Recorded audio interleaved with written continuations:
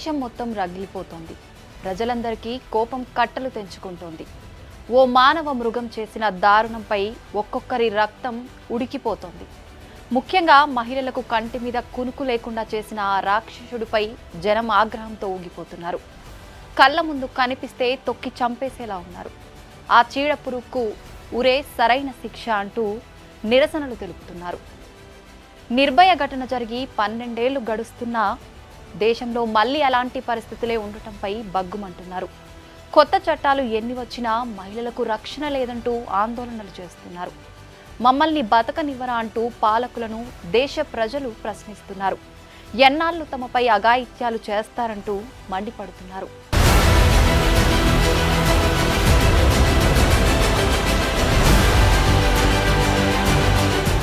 వైద్యో నారాయణో హరి. వైద్యులు దేవుళ్లతో సమానమని అర్థం. అలాంటి వైద్యులకే రక్షణ లేకుండా పోతే, ప్రాణం పోయాల్సిన వైద్యుల ప్రాణాలు తీసుకుంటూ పోతే, మరికొద్ది రోజుల్లో స్టెథోస్కోప్ పట్టుకుని ప్రజలకు వైద్య సేవలు అందించేందుకు ట్రైనింగ్ అవుతున్న వైద్య విద్యార్థినిని అత్యంత కిరాతకంగా పొట్టన పెట్టుకున్నాడు ఓ కీచకుడు. పశ్చిమ బెంగాల్ రాజధాని కోల్కతాలో జరిగిన ఈ అమానుష ఘటన యావత్ దేశాన్ని కుదిపేస్తోంది. కోల్కతాలోని ఆర్జికర్ మెడికల్ కాలేజీలో ట్రైనీ డాక్టర్ను దారుణంగా అత్యాచారం చేసి చంపేశారు. ఈ అత్యాచార హత్య ఘటన యావత్ దేశాన్ని దిగ్భ్రాంతికి గురి చేస్తోంది. ఈ కేసులో బాధితురాలికి న్యాయం చేయాలని డాక్టర్లు, ప్రజలు రోడ్డెక్కి నిరసన తెలుపుతున్నారు. భారతీయ మెడికల్ హిస్టరీలోనే ఓ డాక్టర్పై ఇంతటి దారుణం జరగటం ఇదే తొలిసారి. ప్రస్తుతం ఈ కేసును సిబిఐ విచారిస్తుండగా ఆ రోజు జరిగిన ఘటనలపై అనేక కొత్త విషయాలు ప్రతిరోజు వెలుగు చూస్తున్నాయి.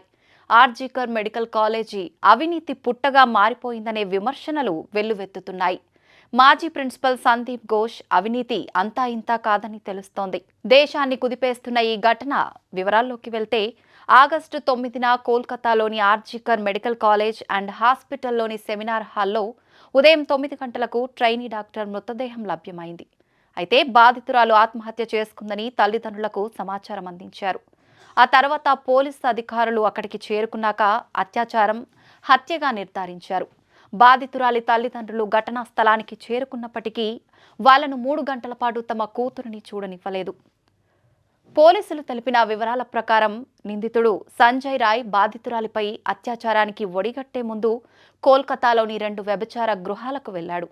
ఘటన జరిగిన ఆగస్టు 8న రాత్రిపూట సంజయ్ రాయ్ మద్యం సేవించి ఆసుపత్రికి చెందిన మరో సివిక్ వాలంటీర్తో కలిసి కోల్కతాలోని రెడ్ లైట్ ఏరియాలకు వెళ్లాడు.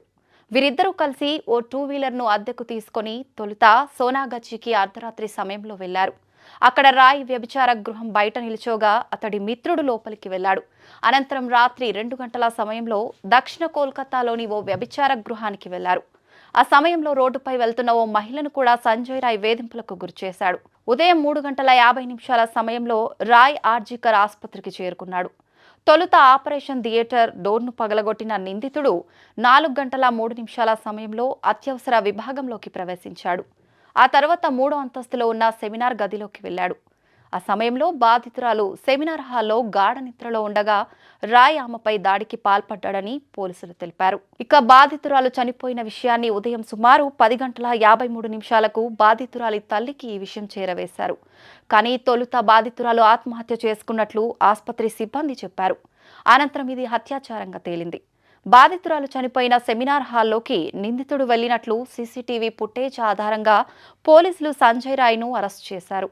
దీనిపై దేశవ్యాప్తంగా తీవ్ర ఆందోళనలు వెల్లువెత్తడంతో కేసును సీబీఐకి అప్పగించారు. తొలుత కేసు నమోదు చేసిన ఎస్ఐ అనూప్ దత్తాపై సీబీఐ ప్రశ్నల వర్షం కురిపించింది.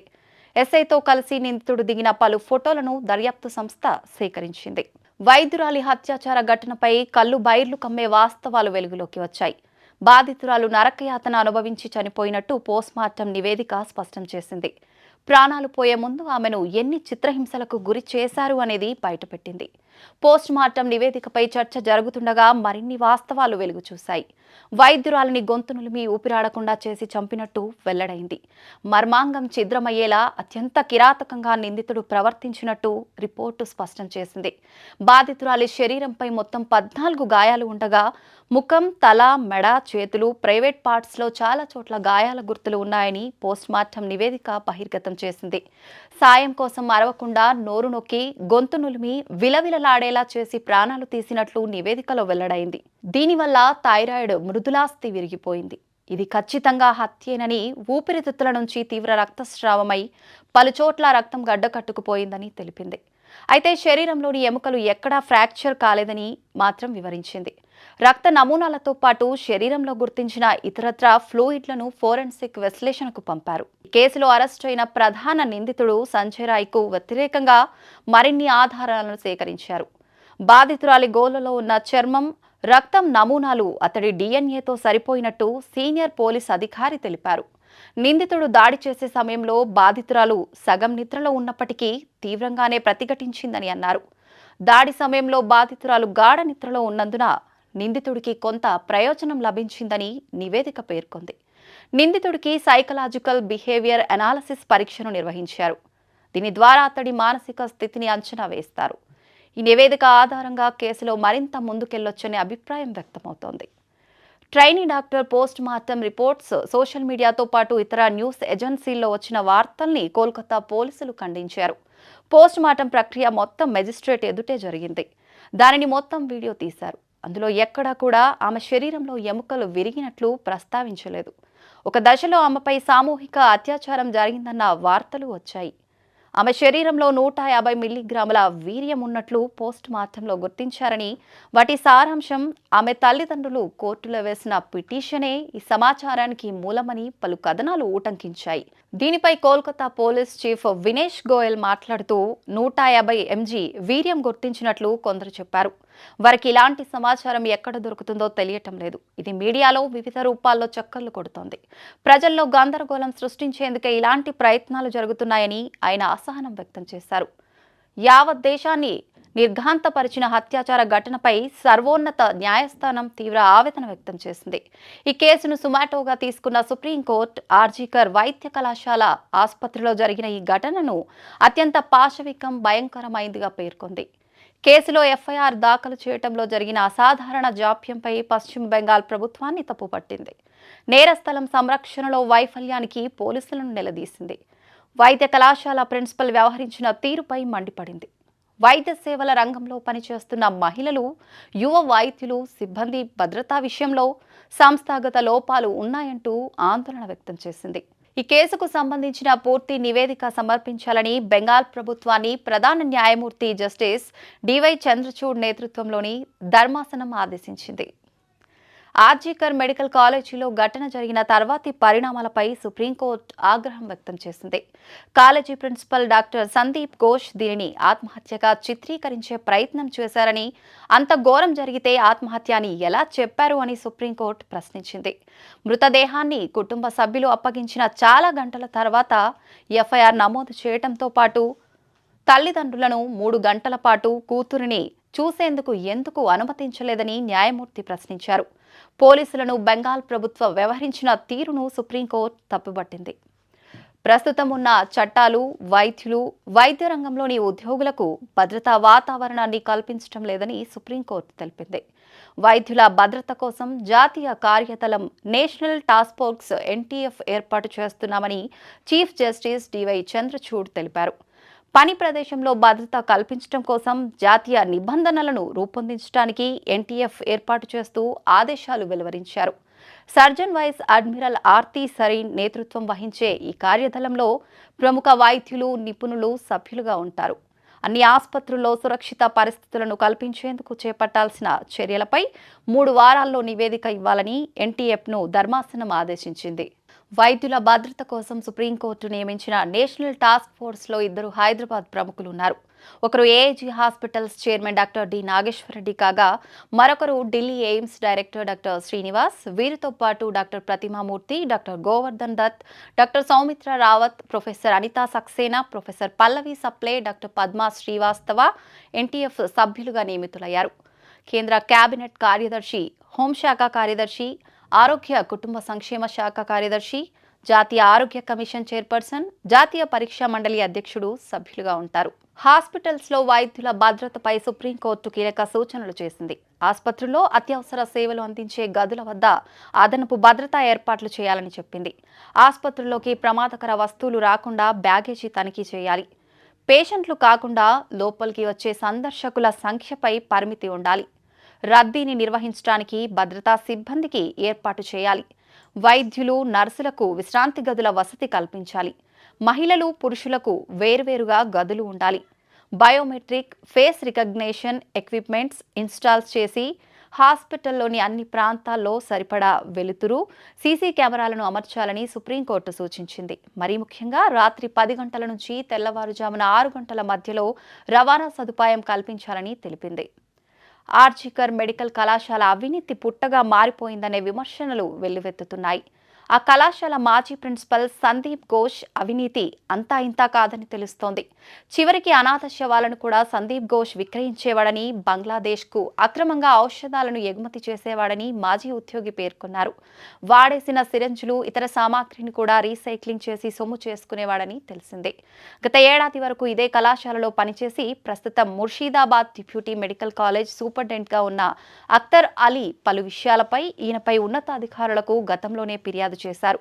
తాజాగా ఈ ఆరోపణలపై ఏర్పాటైన సిట్ ఇటీవల అఖ్తర్ను విచారణకు పిలిపించింది. ఆయన ఫిర్యాదుల ఆధారంగా ఘోష్పై ఎఫ్ఐఆర్ నమోదైంది. అనాథ శవాలు, వినియోగించిన సిరంజులు, సెలైన్ బాటిల్స్, రబ్బర్ గ్లౌజుల వంటివి ఆసుపత్రిలో ప్రతి 2 రోజులకు 500 నుంచి 600 కిలోలు పోగయ్యేవి. వాటిని 2 బంగ్లాదేశీ వాసుల సాయంతో ఘోష్ రీసైక్లింగ్ చేయించేవాడు. వీటిపై ఆలీ అప్పట్లోనే విజిలెన్స్ కమిషన్, ఏసీబీ, హెల్త్ డిపార్ట్మెంట్లకు ఫిర్యాదు చేశాడు. అప్పట్లో ఆయనపై వేసిన ఎంక్వైరీ కమిటీలో తాను కూడా సభ్యున్నని, అతడు దోషిగా తేలినా ఎవరూ చర్యలు తీసుకోలేదని పేర్కొన్నాడు. ఇక సందీప్ ఘోష్ తరచూ భార్యపై అమానవీయంగా దాడికి పాల్పడినట్లు ఆరోపణలు ఉన్నాయి. ఆమె సిజేరియన్ చేయించుకొని బిడ్డకు జన్మనిచ్చిన 14 రోజుల తర్వాత ఘోష్ తీవ్రంగా ఆమెపై దాడి చేసినట్లు ఇరుగు పొరుగు వారు చెబుతున్నారు. ఈ ఘటనలో ఆమెకు కుట్లు పగిలి తీవ్ర రక్తస్రావమైనట్లు పేర్కొన్నారు. చుట్టుపక్కల వారితో కూడా అతడు సక్రమంగా ప్రవర్తించేవాడు కాదని పేర్కొన్నారు. ఈ కేసులో ఇప్పటికే నిందితుడు సంజయ్ రాయ్కు పాలిగ్రాఫ్ లై డిటెక్టర్ పరీక్ష నిర్వహించేందుకు కలకత్తా హైకోర్టు అనుమతినిచ్చింది. ఈ దారుణం చోటు చేసుకున్న ఆర్జికర్ మెడికల్ కాలేజ్ మాజీ ప్రిన్సిపల్ సందీప్ ఘోష్కు కూడా నిజ నిర్ధారణ పరీక్షలు నిర్వహించాలని సిబిఐ యోచిస్తోంది. ఇంతటి అఘాయిత్యాన్ని ఆసుపత్రి యాజమాన్యం ఆత్మహత్యగా పేర్కొనటం తీవ్ర విమర్శలకు దారితీసింది. క్రమంలోనే ఘటన జరిగిన 2 రోజుల తర్వాత కాలేజీ ప్రిన్సిపల్గా ఉన్న డాక్టర్ సందీప్ ఘోష్ రాజీనామా చేశారు. ఈ కేసులో ఆయన కూడా విచారణను ఎదుర్కొంటున్నారు. ఇప్పటికే సిబిఐ పలుమార్లు ఆయనను ప్రశ్నించింది. అయితే విచారణ సందర్భంగా సందీప్ ఘోష్ పొంతనలేని సమాధానాలు చెప్పినట్లు తెలిసింది. రౌండ్కు తన జవాబులను మార్చి చెప్పినట్లు సిబిఐ అధికారులు వెల్లడించారు. మరోవైపు ఈ కేసుపై కోల్కతా వ్యాప్తంగా పెద్ద ఎత్తున ఆందోళనలు వ్యక్తమవుతున్నాయి. క్రమంలోనే నిందితుడిని కోర్టులో హాజరుపరచడం అధికారులకు సవాల్గా మారింది. అతడిని కోర్టుకు తీసుకెళ్లే సమయంలో దాడి జరగొచ్చు అనే అనుమానాలు వ్యక్తమవుతున్నాయి. దీంతో సిబిఐ కట్టుదిట్టమైన భద్రతా ఏర్పాట్లకు సిద్ధమైనట్లు సమాచారం. ఆర్జికర్ ఆసుపత్రిలో గత బుధవారం అర్ధరాత్రి దుండగులు విధ్వంసం సృష్టించారు. హత్యాచారానికి వ్యతిరేకంగా ఒకవైపు కోల్కతా నగరమంతా నిరసనలు తెలుపుతుంటే మరోవైపు ముసుగులు ధరించిన విధ్వంసకారులు కర్రలు, ఇటుకలు, రాడ్లతో ఆసుపత్రి ఆవరణలోకి దూసుకొచ్చి దాడులు చేశారు.